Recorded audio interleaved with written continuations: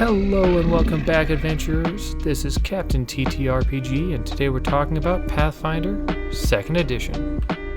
Welcome back, adventurers. Today we are going to jump into the subclasses and rank them for the Animist. I will only be ranking the practices today and not the apparitions. Instead, the apparitions are actually going to get their own video, and I do think they deserve it given just how much they offer. Finally, there are no class archetypes for the Animist, so no, I won't be forgetting them or adding them in here. They just don't exist, and for good reason based on how the spellcasting works in the Animist. But of course, before we jump into the practices themselves and ranking them, we need to quickly talk about how I rank things. For those of you who watch the videos, I apologize. I know this is a recap, but it's important in case this is somebody's first time watching one of my ranking videos. I'll be ranking them from S to D. S is a subclass that is clearly mechanically stronger for combat than other subclasses while not falling behind in other pillars of play that naturally fit the class well. Basically, this is the right or default way to play the class, and I largely think Pathfinder avoids this, although it has come up. A is a subclass that will be strong in combat in any adventure. It not only is strong on its own, but it does make the team stronger as well. Pathfinder2e, of course, is a cooperative, team-based game, so it's important to have that built in there. Also, the subclass will lean into the strengths of the class, generally, including its social or exploration benefits that the class is already good at. B is a subclass that is mechanically strong on its own, or does a good job of boosting the rest of the party, but not both. It also may be stronger in some campaigns than others, losing some focus in some campaigns. It may also land here because it just doesn't do a great job of leaning into what the class is best at, or lacks versatility outside of combat. C is a subclass that lands here because it's really just not strong, generally speaking, although it may exceed in one particular campaign, but it's very unlikely outside of that very particular campaign to do much of anything at all, or at least it's just no better than just not having a subclass, or you gain very little from it. It might not take full advantage of the specialty of the class, or it doesn't really succeed at any pillar of play besides combat, and there it's still kind of marginal at best. And D is just something you might want to avoid. It may actively detract from the class, or it may act more as bait than anything else, offering up things that look good on the surface, but when actually get into combat or into play generally, it's going to make you feel worse. All right, fantastic. So let's go ahead and dive into the Animist here. With the Animist, we have 4 subclasses or practices to rank. These practices are the liturgist, the medium, the seer, and the shaman. I'll walk through each one of them, talk about its strengths, its failures, and even potentially what builds it might want to fit out of what the Animist does. So what is it that a practice gives you? Well, a practice is going to give you some boosts at levels 1, 9, and 17. At level 1, at minimum, you're going to get a level 1 feat for free by taking it, and sometimes some sort of boost on top of that. At level 9 and 17, you're going to get usually something that enhances that level 1 feat in some way, or at least the gameplay that it's supposed to enhance. So they'll be related, if not directly. Okay, with that in mind, let's go ahead and jump into our first subclass, the liturgist. The liturgist gets the level 1 feat Circle of Spirits. Circle of Spirits is 1 action, and you can do it once per combat. What it does is you switch your primary apparition to another apparition you are attuned to. So normally when you attune in the beginning of the day, you choose a primary, and that's your primary apparition for the day, right? That's how it works. This gives you an option of how to switch that with 1 action. Then, just for having this feat, you have as many focus points as you have focus spells or the number of apparitions you are attuned to. Which means at level 1, you have 2 focus points to cast your focus spell with, rather than just 1, and that is actually a big boost. At level 9, when you leap, step, or tumble through, you also sustain an apparition or vessel spell. Keep in mind your vessel spells are your focus spells that you get from your apparitions. At level 17, when you roll initiative, you can use Circle of Spirits for free, allowing you to switch your primary apparition right at the start of combat when you know kind of what's going on. If your first action on turn 1 is to cast your primary apparition's cantrip, it costs 1 less action to cast, down to a minimum of 1. Circle of Spirits is a solid feat. I mean, just being able to switch primary apparition has value on its own, especially as things change throughout a combat, but getting that extra focus point at level 1 is actually huge, right? Having 2 focus points at level 1 just offers a lot of value to you, and you don't need as much downtime maybe between, plus you could just get a lot of value out of it during one combat if you really need to. So that's really nice to have. Now, you don't get anything else on top of that at level 1, which is fine, right? The feat's fine, and again, that's kind of our standard anyway. You'll notice that as we go forward, I don't love all the level 1 feats, this one is really solid in my mind. So there is a big boost out of that. Now keep in mind that our other improvements here are at levels 9 and 17. So the further we go here, the less likely it is we're going to run into them in our play because we get less time with them, or our games just don't go that long. Especially the level 17 boosts, those are really unlikely to happen. I will be kind of keeping that in mind in my rankings. But the other thing to keep in mind is that while we get these free level 1 feats at level 1, because casters don't normally get feats at level 1, anybody can take these at level 2. So that's not entirely restrictive to other classes. And yes, there are some feats that then build on top of having these initial level 1 feats, but anybody can take those further feats because you can take it at level 2. But still, in fact, there's only one subclass that has a feat that requires it, and that is the liturgist, and that is at level 18. There is a feat called Cycle of Souls. This is a free action that lets you step and enter a stance at the start of your turn. It's good, but it has to be an Animist stance, and there are really only 4 stances that exist. One of them is at level 1, the other ones are a higher level. Still, it's a nice choice, and it could fit a lot of builds if you have stuff you want to do with the various stances, because they do offer interesting improvements while you're in those stances. Then we have the level 9 and 17 improvements here for the practice. The ability to sustain a spell for free when you take one of these actions is definitely good, because you're going to want to sustain these focus spells. All of our focus spells from our apparitions are sustained 1-action focus spells. So you do want to do that. And of all these things, maybe you don't tumble through all the time, maybe you don't leap all the time, but step is very common. Step is common because you want to get away from creatures that are right up in your face, so you can take casting actions and not be interrupted with some sort of reactive strike. So step is actually a big deal, and we know that movement is really hard for a lot of casters, especially the apparitions, like some others like the Bard, who have these 1-action spells they either want to cast or sustain, and I really should have talked about them in that video I did about action taxes. I didn't talk about the Animist. Well, that's on me. Fine. Anyway, they kind of have that same situation, although I guess you don't have to have that going in order to feel like you get the benefit of their class, because there's a lot more going on. Still, you have this problem. So adding step in there is actually a big deal, where the other 2 are helpful, but maybe not the most helpful. Then you've got your level 17 improvement for the practice here. Again, this is where you're going to get to, for free, change your primary apparition at the start of combat. This is really nice. It'll be a nice quality of life benefit, but I don't think it's necessary, and it's level 17, so it's not a huge player in here.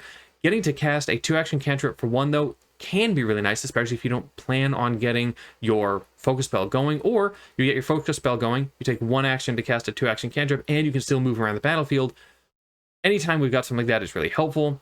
The best cantrips in the game, at least in my opinion, many times are 1 action, things like guidance, but there are lots of really good 2-action ones that you might want to use for damage, for instance, or some sort of AoE. There's buffs around there, stabilizing people, whatever. There are good cantrips you might want to use for 1 action. So I think that is pretty solid. So you've got nice improvements built on top of a solid first level feat, and you've got a decent level 18 feat choice, but again, it's really high level, playing a small role here. But I do think this all comes together to be a solid one that can work for any type of animist you want to be, not just the full casters, not just the Gishes. This could be for any of them, which is why I think this is an A subclass. Next, we have the medium. Your level 1 feat is Relinquish Control. This is a free action at start of turn. You gain resistance to being controlled, and you get a boost to recall knowledge with your apparitions lores that you get, but it does reduce the number of actions that you can take. In fact, the only actions you can take while you're in this is step, strike, recall knowledge, cast an apparition spell, cast a vessel focus spell, sustain one of those spells I just talked about, or use an action with the apparition trait, which of course you can pick up as you level up. Just for having this feat, though, you can choose 1 apparition that is tied to this that you must always prepare. So it's a restrictive thing, right? On top of this, you have to prepare at least that one every day, because it's kind of what this whole relinquish control is tied to. At level 9, you can now have 2 primary apparitions. You have a number of focus points either equal to the number of primary apparitions you have, or the number of focus spells you have, whichever is higher, which means you haven't gained focus spells any other way. Now you've got 2 points where you used to only have 1, which is nice. I say it's, especially if you've got access to free archetype, you probably have a second focus spell by now if you took another caster one, but you may not have gone that route, and you may not have picked up any other focus spells, so this can be a nice way to get to a second focus point. And at level 17, we boost Relinquish Control, and now we have Recall Knowledge you get to do for free once per round, which is actually really nice. Again, people don't use it enough. You get 2 spirit damage added to your unarmed and weapon strikes, so leaning into that Gish style of play, and you gain resistance equal to half of the level against all physical damage, and you gain a weakness to spirit equal to your full level. All right, so relinquish control it's interesting. It takes away your ability to cast your Animist spells, which is not great, but choosing each round to do so, right, you don't have to go back into it, it just lasts for a round. You could choose not to do it next round, so that's okay. The boost to defenses against control is unlikely to come up very often, but when it does, it means the chance of you getting controlled is really slim. Like +4 is a huge, huge bonus. So it means if you're fighting anything that's got any kind of control mechanic, this will make it so it's very unlikely. Now, the restrictive actions aren't the worst. You still have, if you're a Gish style, you've got strike in here, you've got step, you can still cast anything from your apparitions, use apparition feats, so lots of really good stuff in there, especially around reactions. It's good they said apparition feats, because some of the feats with reactions are apparition feats, and you want to be able to use those. So all of that's good. My one big action that I think that we're missing for this to feel good isn't the Animist casting. That's okay. You can usually plan that out well enough ahead. Again, it's just the one turn, so if you're going to cast an Animist spell, just don't use this. But the big one is stride. Losing the ability to stride can actually really hurt. Now, you still have step, which I actually think is more important many times than stride to get away from a creature, but you do lose stride. So just keep that in mind. When we look at the level 9 improvement here, first of all, having 2 primary apparitions is really cool. The big cool thing about this is you have both of their focus spells ready to go, right? So you don't have to choose and like switch them beforehand, like with the other level 1 feat. You don't have to cycle and spend an action to do that. You don't have to make sure that you've got the right one as your primary at the beginning of the day or during downtime. You don't have to switch it. Nothing like that. You just have 2 primaries. You know what your favorite 2 are. Probably only 2 focus spells you even care about on your build, even if you are level 10 and have, level 15 and have all 4 of your apparitions, you probably still just care about 2 of them as their focus spells go, and that's really what you need from your primary apparition. So this is great. And having a second focus point, if you don't already have 2 focus spells, is also really huge. All of this is really nice to get, so I do think that this is a big boost for the Animist to have 2. It comes on at level 9, which is a little later, but okay. Now, when I talk about the 2 focus points, this doesn't get as big a boost from that as we got from our liturgist, because they get it at level 1. Having 2 at level 1 is way different from having 2 at level 9. If you've gone with any spellcasting archetype, you probably pick up another focus point at some point, so you may already have 2. And this really doesn't buy you anything, but that's okay. Still fine. The relinquish control boosts at level 17 are actually huge. Like, these are really nice boosts, but they come on really, really late. So I love them, but man, level 17 is a long time to wait for those boosts, and it's probably fair. I think if they'd been right away, they would have been too strong. Maybe you could have given them, could have given one of them at level 1 along with getting relinquish control, but I think it's fine. So I don't think it's overpowered, and I don't think it's weak. I think it's just solid. Unfortunately, because a lot of our upsides come with downsides, even the level 17 part comes with a downside, right? Weakness to spirit damage, which is a tiny downside. I want to be clear, like that is so small, and the upside of all physical resistance is just nuts. But there's a small one there. But again, that's level 17. If the level 17 was earlier, say the level 17 was at 9, I might actually prefer that personally, and that might get this boosted up. Even so, this is still solid. This is going to feel good on a lot of builds, but I will say the level 17 boost, if you're going to go high level play, clearly this is trying to lean you into a Gish playstyle, because you're getting that physical resistance, which is going to come up way more often if you're up in people's faces attacking them, and you get the bonus to your unarmed and weapon attacks, which again is more likely if you're up in everybody's face. So we've got all those things. It's definitely leaning that way more. It's still solid. It doesn't have this. The level 1 feat here I don't think is my favorite, so I'm going to give this a B. I think it's close to an A, but it's still a B for me, and I think if you're going to do a high level one-shot though, this is fantastic. Next up is Seer. Your level 1 feat is Apparition Sense. You gain a +1 status bonus to saves and AC to haunts, spirits, and incorporeal undead and their attacks and effects. The feat itself gives you an imprecise sense up to 30 feet to help you find invisible creatures, hidden creatures, spirits, undead, and haunts. You can also allow spirits to speak through you. At level 9, you get a boost. You get half of your level in spirit and void resistance, and the level 1 bonus, maybe we got that +1 bonus that you got on top of the feat. Well, that's now a +2 bonus. And then finally at 17, that +1 bonus you got is a +3 bonus now, and your apparition sense becomes precise, which is cool. Apparition Sense is my least favorite level 1 feat for the Animist. And it's not because it's not good in certain campaigns. In certain campaigns, it's fantastic. And let's be clear, invisible creatures come up more often than just specific campaigns, but it's still not the most common. And this is an imprecise sense. So you'll know that they're around, and you can seek for them, but you won't know exactly where they are. So yes, it's incredible. In an undead campaign, anything to do with a lot of spirits, great. But outside of that, it's going to be hard to get a lot of value out of this. You could go days of encounters and never get any value out of this feat at all. The bonus to saves and to AC, of course, is nice, but again, very, very specific. In an undead campaign, this is fantastic. In any other campaign, this may very rarely, if ever, come up. The level 9 boost to our resistances is nice, because any resistances are nice, right? Damage types vary, they come up. These aren't maybe the most common to, but they definitely come up, and I have run lots of characters that deal at least void damage. So I'd say that these are likely enough to come up that I think this is a really solid boost at level 9. And again, you're getting 2 resistances. That's good. Like that's a lot of bonus right there. Moving your +1 bonus against spirits and undead and all the haunts is nice. Again, if you're in that campaign, it's great. Otherwise, it's basically like you didn't get anything. And then we get up to level 17. Now we've gone from an imprecise sense to a precise sense, right? So we're talking like seeing them with your eyes level of sense. You know exactly where they are. And again, that is huge. 30 feet, not the biggest area, but still, precise sense is amazing, which I like that. Comes on really late, and again, is still hyper specific. Now, as you get up higher level, I do think you'll run into more invisible creatures and hidden creatures. In fact, we run into that a lot more as we level up. So this will become more valuable over time, even across other campaigns. So it won't be like, oh, I went 4 sessions without ever getting value out of this. Might be like, okay, every other session, maybe I get something out of this. At least that's something. And that +3 bonus against undead and spirits and all that is a really high bonus. That is an incredibly high bonus. So I don't want to ignore that. But again, it's level 17, and it didn't really feel good up until this, unless you're in that undead campaign. And even in that undead campaign, you're getting a lot of defenses, which I love, and you're being able to find things quicker, but it's not building on top of what you're really good at as an animist necessarily. It's very thematic, but I don't think it lines up with all the other animist feats and abilities and stuff that we get as much as I wish it would. In any random campaign, this is a C for me.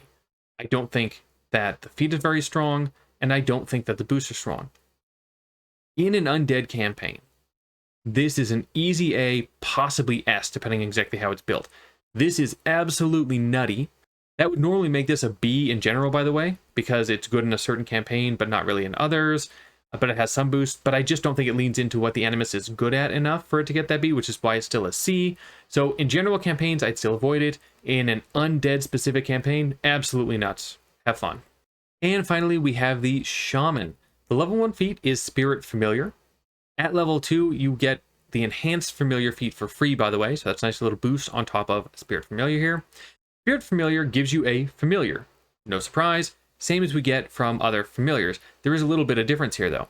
Your Spirit Familiar gets the Spirit trait, and there's a drawback. If it dies, the apparition that it's tied to, because you're tying it to one of your apparitions that up at the beginning of the day, if your Spirit Familiar dies, you can't use anything from that apparition until the next daily prep. Also, if you lose access to that apparition, which there are feats that you lose access to your apparitions because you're giving them up so that you can gain other bonuses, you lose your Familiar. That's pretty rough. Level 9, we've got a boost here. You get the Incredible Familiar feat, which is now you're getting it for free, right, as your level 9 feature. Normally you'd get it at level 8 if you chose it. And at level 17, for one action, your Familiar can become incorporeal, so it can pass through creatures and objects, though it has to maintain line of effect to you. So it ends if it passes a wall, meaning like a full wall or something. Like it can go through creatures and you don't have to have like perfect. It's just you can't go through full cover, right? So walls are really the big one. You can't just send it through walls to scout for you. It gains immunity to precision damage and resistance to all physical damage equal to half your level, or double that if it's non-magical physical damage. Then there's weakness to force equal to half your level, but that doesn't come up much.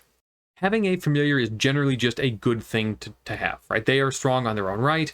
It is a helpful tool that can move about the battlefield and opens up more options for you, especially as you get higher level versions of your familiar. I will say that this version of the familiar is one of my least favorite, because rather than getting any real bonuses out of it, you're just getting drawbacks.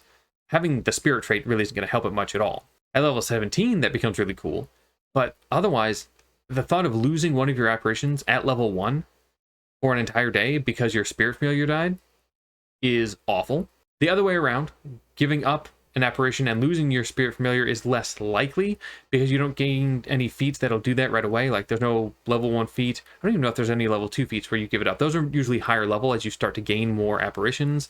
So maybe it's not the biggest deal, especially if you have a primary apparition chosen and you tie it to your primary. Great. You know, it's the least likely to give up, although it's the one that probably hurts you the most if you lose it. So I don't love that. In fact, it's really a give-take there.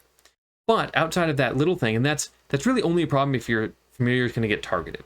I don't target familiars very often because they're usually not causing most of the problems. They're usually not the big issue, right? They're not the one dealing all the damage. Sometimes you can cast through them, and there's definitely cool things they do for you. They open up new options for you, but it's usually not the target. The players are the target. If you have a GM who's going to target your familiar, this is a dangerous choice. Otherwise, not a big deal, I don't think. Now, level 9, we're going to get Incredible Familiar for free.